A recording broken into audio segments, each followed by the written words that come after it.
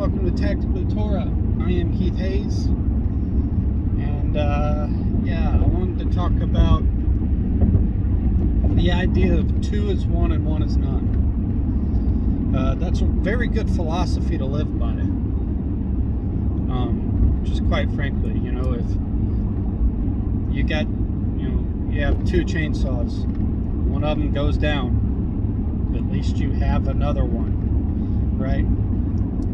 But let's take a look at this philosophy from the idea of, your rifle, for example. Not everybody has the funds to,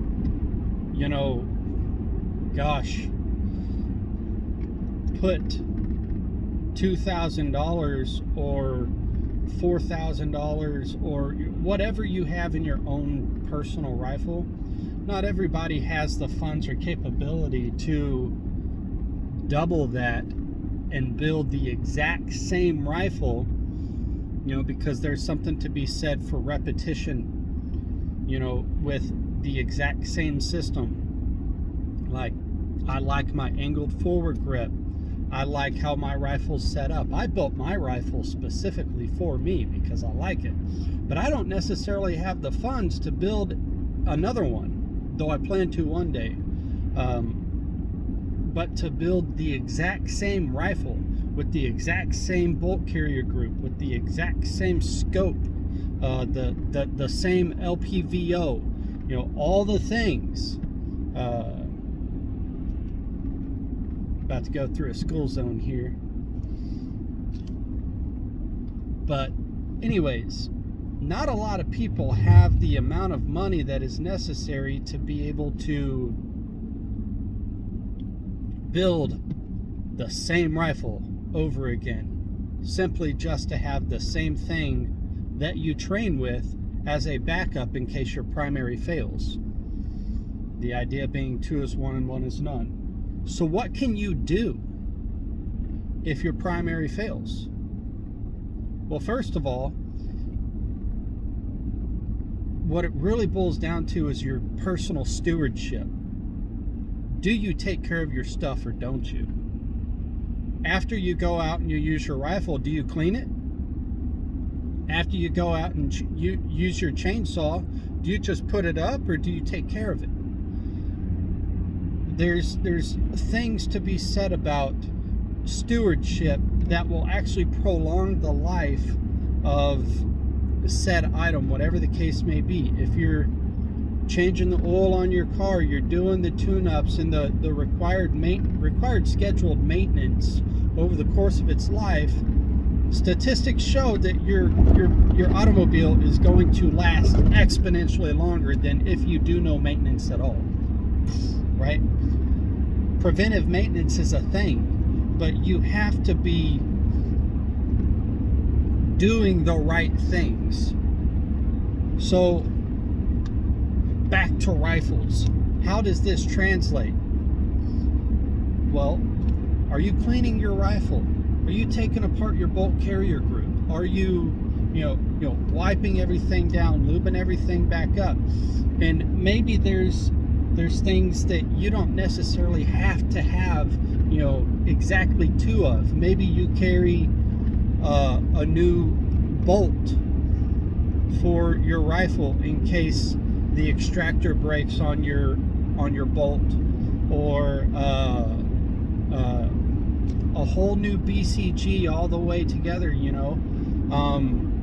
There's different things that you can do to circumvent having to purchase an entire new system.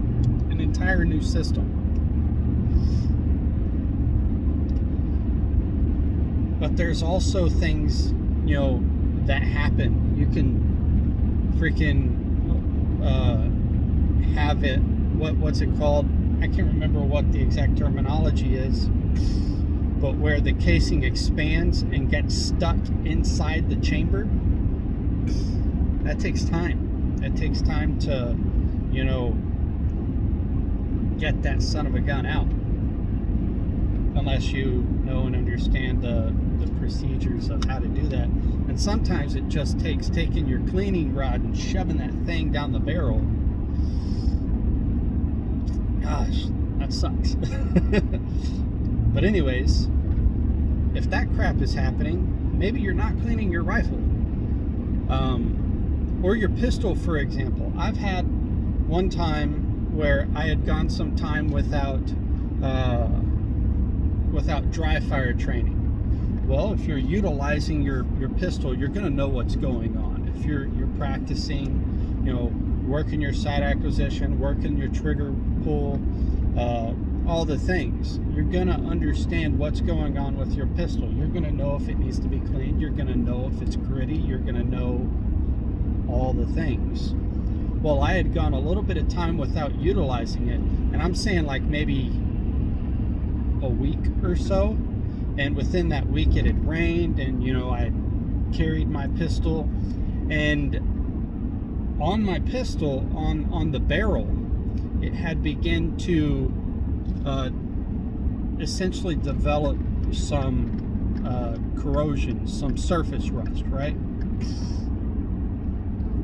So I do a dry fire training, and then my slide does not go all the way forward into battery. That's a problem. So I immediately start taking it out, or rack the slide back, do the release, pull the trigger, pull the slide off, start inspecting what's going on. Yep, surface rust on the barrel. If you're not utilizing your equipment, you're never gonna know when you need it that something's wrong.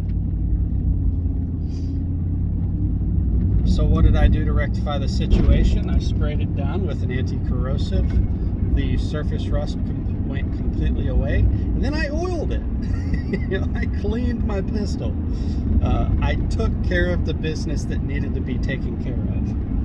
So I want you guys to have your minds on what are things that you can do if you cannot afford to subscribe to the idea of 2 is 1 and 1 is none. What are ways around that? First thing, take care of your stuff. That's all on you. And that doesn't change whether you're running a primary and an identical secondary.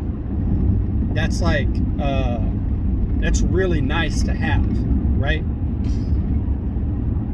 Not altogether necessary if you cannot afford 2 rifles, which eventually, like I said, I plan to have a second iteration of my rifle. Boba Fett it out, used, and I can run it, no problem, because I know the system, I know it works.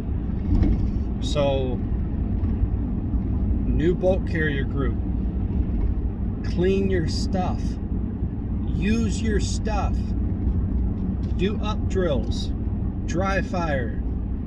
You're going to learn and become so intimate with your weapon system that you'll know when something's off. Just by feel. Just by feel.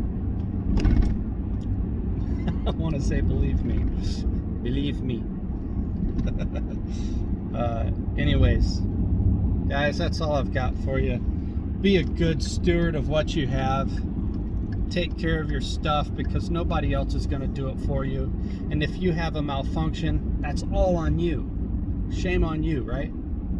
Shame on me for not utilizing my pistol and taking care of my pistol for a week.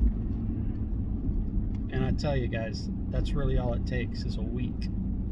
Especially when you're running around and you get caught in the rain and you end up with some surface rust. It's all downhill from well, if you get yourself all cleaned up, you're really not hurting too bad. But anyways, guys, bless you. I'll let you go. Just pulled up to work. Shalom.